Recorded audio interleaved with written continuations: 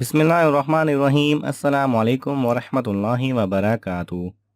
ناظرین گرامی، اس ویڈیو میں ہم دیکھیں گے کیا شیعہ ایک مذہب ہے یا تحریک ہے یا جماعت ہے، اور کیا اس مذہب کا آغاز ایک یہودی سے ہوا تھا یا اس کی بنیاد ایک یہودی نے رکھی تھی، اور اس مذہب کی بنیاد کن عقائد کی بنیاد پر رکھی گئی تھی۔ لہذا ان سب کے بارے میں جاننے کے لیے ویڈیو کو اینڈ تک لازمی دیکھیے۔ ناظرین گرامی، عبداللہ بن سبا علماء یہود میں سے ایک بہت بڑا عالم تھا، اور جب سے سیدنا حضرت عمر فاروق رضی اللہ تعالی عنہ نے دو یہودیوں کو مدینہ منورہ سے نکال کر فلسطین کی طرف دھکیل دیا تھا، اس وقت سے اس کے دل میں مسلمانوں سے انتقام لینے کی آگ سلگ رہی تھی، اور وہ اندر ہی اندر ایسی تراکیب سوچتا رہتا تھا جس کے ذریعے مسلمانوں سے بغض و عداوت کی وجہ سے کوئی نہ کوئی مصیبت کھڑی کر سکے۔ انہی تراکیب میں سے ایک ترکیب اسے یہ سوجھی کہ مسلمان ہو کر پھر ان کے راز و نیاز سے واقفیت حاصل کی جائے، اور کچھ ساتھی ڈھونڈے جائیں تاکہ مستقل گروہ بن جانے پر اسلام کے خلاف آواز بلند کی جائے۔ چنانچہ وہ یمن سے مدینہ آیا، اور مدینہ آ کر اپنا مسلمان ہونا ظاہر کیا۔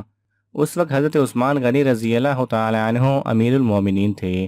آپ رضی اللہ تعالی عنہ کی نرم دلی اور خوش خلقی سے اس نے یہ ناجائز فائدہ اٹھایا کہ مختلف حیلوں بہانوں سے حضرت عثمان رضی اللہ تعالی عنہ کا اعتقاد حاصل کر لیا، اور اس اعتماد سے اب وہ اپنی مخفی دشمنی کے لیے راستہ ہموار کرنے کے در پہ رہنے لگا، اور اپنے ہم خیال لوگوں کی تلاش میں مصروف ہو گیا۔ جویندہ یا بندہ کے مطابق اسے ایسے ہموار مل گئے جو بظاہر مسلمان تھے، لیکن دل سے سیدنا حضرت عثمان رضی اللہ تعالی عنہ کے دشمن تھے۔ ان سے میل جول صلاح و مشورہ شروع ہوا، اور خفیہ ایک منظم گروہ تیار کر لیا گیا۔ اسی منظم کے ذریعے اس نے اولین کامیابی یہ حاصل کی کہ سیدنا عثمان غنی رضی اللہ تعالی عنہ کو شہید کرا دیا۔ اس یہودی عالم یعنی عبداللہ ابن سبا کی ان خفیہ سرگرمیوں اور اسلام و مسلمانوں کے ساتھ بغض و عداوت کی تفصیلات شیعہ و سنی دونوں مکتبہ فکر کے مورخین کے ہاں صراحتاً ملتی ہیں۔ بات یہ تھی کہ عبداللہ بن سبا اصل یہودی تھا، اور سیدنا عثمان غنی رضی اللہ تعالی عنہ کے دور خلافت میں اسلام قبول کر کے حجاز آ گیا، پھر بصرہ، پھر کوفہ، اور اس کے بعد شام گیا، اور ہر مقام پر اس نے لوگوں کو اسلام سے برگزشتہ کرنے کی کوشش کی، لیکن ناکامی ہوئی، اور شامیوں نے اسے شام سے باہر نکال دیا۔ وہاں سے یہ مصر پہنچا، اور وہاں آ کر قیام پذیر ہوا۔ وہاں سے اس نے مصریوں کو کہا کہ بڑی تعجب کی بات ہے کہ اگر کوئی یہ کہتا ہے کہ حضرت عیسیٰ علیہ السلام دوبارہ آئیں گے تو لوگ اس کی تصدیق کرتے ہیں، اور اگر حضور صلی اللہ علیہ وسلم کے انتقال کے بعد واپسی کا کہا جائے تو اسے جھٹلاتے ہیں۔ اس طرح رجت کا عقیدہ اس نے گھڑا۔ کچھ لوگوں نے اس کی یہ بات قبول کر لی، اس کے بعد دوسرے عقیدے کو پھیلایا اور کہا کہ ہر پیغمبر کا کوئی نہ کوئی وصی ہوا ہے، اور ہمارے پیغمبر حضرت محمد صلی اللہ علیہ وسلم کے وصی حضرت علی رضی اللہ تعالی عنہ ہیں، تو جو شخص حضور صلی اللہ علیہ وسلم کی وصیت کو جاری نہیں کرتا، اس سے بڑھ کر اور ظالم کون ہوگا۔ حضرت عثمان رضی اللہ تعالی عنہ نے ناحق خلافت پر قبضہ کر رکھا ہے۔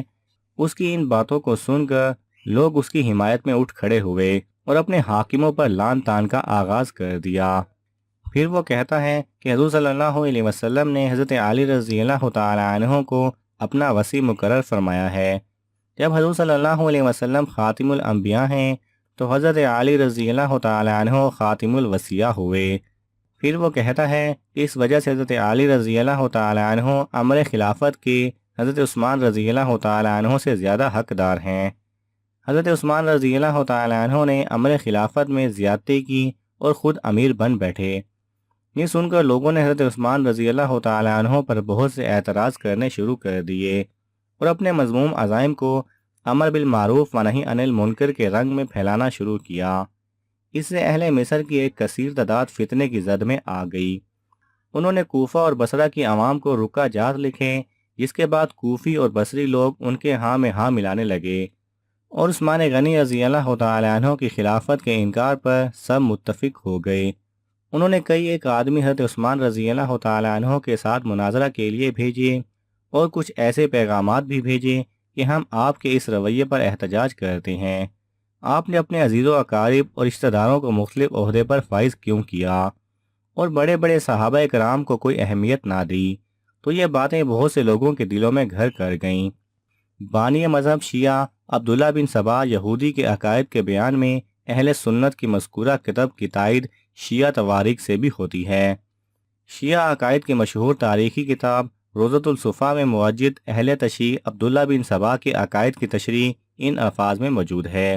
ابن اسود جو کہ غیر عرب مورخین میں عبداللہ بن سبا کے نام سے مشہور ہے، سنا کے یہودیوں میں سے ایک بڑا عالم تھا۔ حضرت عثمان رضی اللہ تعالی عنہ چونکہ اس سے عزت و احترام کی نگاہ سے دیکھتے تھے، یہ ان کے اس رویے کی بنا پر مدینہ میں آ کر جماعت مسلمین میں شامل ہو گیا۔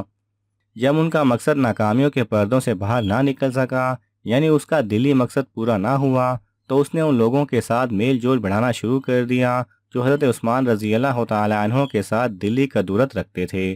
باہمی محبت و پیار کے عہد و پیما باندھے۔ عثمان غنی رضی اللہ تعالی عنہ کی عیب جوئی اور بدگوئی میں ان کا ساتھ دینا شروع کر دیا۔ اس طرح فتنہ و فساد کا دروازہ کھلا۔ جب حضرت عثمان رضی اللہ تعالی عنہ حالات سے آگاہ ہوئے تو خیال فرمایا کہ یہ شخص کون ہے جو اتنے بڑے فتنے کا باعث بن رہا ہے، اسے کیوں برداشت کیا جا رہا ہے؟ آپ نے اسے مدینہ سے نکالنے کا فیصلہ فرمایا۔ جب عبداللہ بن سبا کو یہ معلوم ہوا کہ مصر میں عثمان غنی رضی اللہ تعالی عنہ کے مخالفین کی اچھی خاصی تعداد موجود ہے، تو جانب مصر روانہ ہوا۔ وہاں جا کر اپنے تقوی و علم کی بہتات سے لوگوں کو اپنا فریختہ کر لیا، اور جب بہت سے لوگوں نے اس کے خیالات و عقائد کو قبول کر لیا تو فوراً ایک نیا عقیدہ ان کے سامنے پیش کر دیا۔ وہ یہ کہ عیسائی کہتے ہیں کہ حضرت عیسیٰ علیہ السلام آسمانوں سے اتر کر دوبارہ زمین پر تشریف لائیں گے، اور یہ بات روز روشن کی طرح آیا ہے کہ حضرت خاتم الانبیاء صلی اللہ علیہ وسلم حضرت عیسیٰ علیہ السلام سے افضل ہیں، لہذا آپ کو دوبارہ تشریف لانے کا زیادہ حق ہے۔ خود اللہ تعالیٰ نے بھی آپ سے دوبارہ واپسی کا وعدہ فرمایا۔ چنانچہ ارشاد ربانی ہے، جس نے آپ پر قرآن نازل فرمایا وہ یقیناً آپ کو لوٹنے کی جگہ کی طرف لوٹائے گا۔ حضرت علی رضی اللہ تعالی عنہ کے اہل علم ساتھیوں نے بیان کیا ہے کہ عبداللہ بن سبا یہودی تھا، پھر مسلمان ہو گیا اور حضرت علی رضی اللہ تعالی عنہ سے محبت کا دعوے دار ہوا۔ یہودیت کے دوران وہ حضرت موسیٰ علیہ السلام کے انتقال کے بعد حضرت یوشع بن نون کے بارے میں اس قسم کی باتیں کرتا تھا، یعنی حضرت یوشع بن نون حضرت موسیٰ علیہ السلام کے خلیفہ اور وصی تھے۔ مسلمان ہونے کے بعد حضور صلی اللہ علیہ وسلم کے انتقال کے بعد حضرت علی رضی اللہ تعالی عنہ کے بارے میں بھی وہی باتیں کہیں۔ یہی وہ پہلا شخص ہے جس نے حضرت علی رضی اللہ تعالی عنہ کی امامت کی فرضیت کو مشہور کیا اور حضرت علی رضی اللہ تعالی عنہ کے دشمنوں سے بیزاری کا اظہار کیا اور آپ کے مخالفین کو لوگوں کے سامنے ظاہر کیا۔ اسی وجہ سے شیعہ لوگوں کے مخالفین کہتے ہیں کہ رفض یعنی شیعت کی جڑ یہودیت سے، یعنی یہودیت نے ہی ظہور اسلام کے بعد شیعت کا روپ دھار لیا ہے۔ عبداللہ ابن سبا کی سازشوں کا نتیجہ تھا کہ حضرت عثمان غنی رضی اللہ تعالی عنہ کو شہید کر دیا گیا۔ آپ رضی اللہ تعالی عنہ کی شہادت کے بعد اس خونی فضا میں حضرت علی ابن ابی طالب رضی اللہ تعالی عنہ کو مسلمانوں کا چوتھا خلیفہ اور امیر منتخب کیا گیا۔ وہ بلا شبہ خلیفہ برحق تھے۔ اس وقت ان سے بہتر زمانہ حکومت سنبھالنے والا کوئی اور موجود نہ تھا، اور ان کی شخصیت اس عظیم منصب کے لیے قابل ترجیح بھی تھی۔ لیکن عبداللہ بن سبا کی اس خونی سازش کے نتیجے میں اپنے اجتہاد کے مطابق امت مسلمہ دو گروہ میں تقسیم ہو گئی اور نوبت جدال و قتال تک پہنچ گئی۔ جنگ جمل اور صفین جیسے خونی مارکے بھی ہوئے کہ جن میں بہت سارے صحابہ قتل کیے گئے۔ ان دونوں مارکوں میں عبداللہ بن سبا اور اس کا پورا گروہ، جس کی اچھی خاصی تعداد ہو چکی تھی، حضرت علی رضی اللہ تعالی عنہ کے ساتھ تھا۔ اس زمانہ اور اس فضا میں اس کو پورا موقع ملا کہ لشکر کے بے علم اور کم فہم افراد کو حضرت علی رضی اللہ تعالی عنہ کی محبت اور عقیدت کے عنوان سے غلو جیسی عظیم گمراہی میں مبتلا کرے، یہاں تک کہ اس نے کچھ سادہ لوگوں کو وہی سبق پڑھایا جو پولس نے عیسائیوں کو پڑھایا تھا، اور ان کا یہ عقیدہ ہو گیا کہ حضرت علی رضی اللہ تعالی عنہ اس دنیا میں خدا کا روپ ہیں، ان کے کالم میں خداوندی کی روح ہے اور گویا وہی خدا ہیں۔ کچھ احکموں کے کان میں یہ بات ڈالی کہ اللہ نے نبوت اور رسالت کے لیے دراصل حضرت علی رضی اللہ تعالی عنہ کو منتخب کیا تھا، وہی اس کے مستحق اور اہل تھے، اور حامل وہی حضرت جبرائیل علیہ السلام کو انہی کے پاس بھیجا گیا تھا۔ لیکن اس کو اشتباہ ہو گیا اور وہ غلطی سے وہی لے کر حضرت محمد صلی اللہ علیہ وسلم بن عبداللہ کے پاس پہنچ گیا۔ استغفر اللہ لا حول ولا قوت الا باللہ۔ اللہ پر بہتان، جبرائیل پر بھی بہتان اور نبی کریم صلی اللہ علیہ وسلم کی نبوت اور رسالت کا بھی انکار۔ مورخین نے یہاں یہ بھی بیان کیا ہے کہ جب حضرت علی رضی اللہ تعالیٰ عنہ کے علم میں یہ بات آئی کہ انہی کے لشکر کے کچھ افراد ان کے بارے میں ایسا عقیدہ رکھتے ہیں، تو انہوں نے ان شیاطین کو قتل کرانے نیز لوگوں کی عبرت کے لیے انہیں آگ میں جلانے کا ارادہ کیا۔ لیکن اپنے مشیر خاص حضرت عبداللہ بن عباس رضی اللہ تعالیٰ عنہ اور ان جیسے کچھ اور لوگوں کے مشورے پر اس وقت کے خاص حالات میں اس کارروائی کو کسی دوسرے مناسب وقت کے لیے ملتوی کر دیا گیا۔ بعض روایات سے معلوم ہوتا ہے کہ حضرت علی رضی اللہ تعالیٰ عنہ کی الوحیت کا عقیدہ رکھنے والے، انہیں اللہ تسلیم کرنے والے اور اس کی دعوت دینے والے یہ شیاطین انہی کے حکم سے قتل کیے گئے اور آگ میں ڈالے گئے، جیسا کہ شیخ الاسلام علامہ ابن تیمیہ رحمہ اللہ نے اپنی کتاب منہاج السنت میں اس کی وضاحت کی ہے۔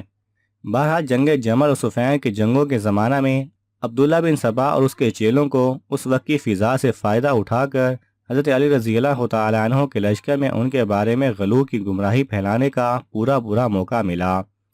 اس کے بعد جب حضرت علی رضی اللہ تعالیٰ عنہ نے عراق کے علاقے کوفے کو اپنا دارالحکومت بنا لیا تو یہ علاقہ اس گروہ کی سرگرمیوں کا خاص مرکز بن گیا، کیونکہ اس علاقے کے لوگوں میں ایسے غلو آمیز اور گمراہ کن افکار و نظریات کے قبول کرنے کی زیادہ صلاحیت تھی، اس لیے یہاں سے اس گروہ کو اپنے مشن میں دوسرے جگہوں کی نسبت زیادہ کامیابی حاصل ہوئی۔ دعا ہے کہ اللہ سبحانہ و تعالی ہم سب کو سیدھے راستے پہ چلنے کی توفیق عطا فرمائے، آمین۔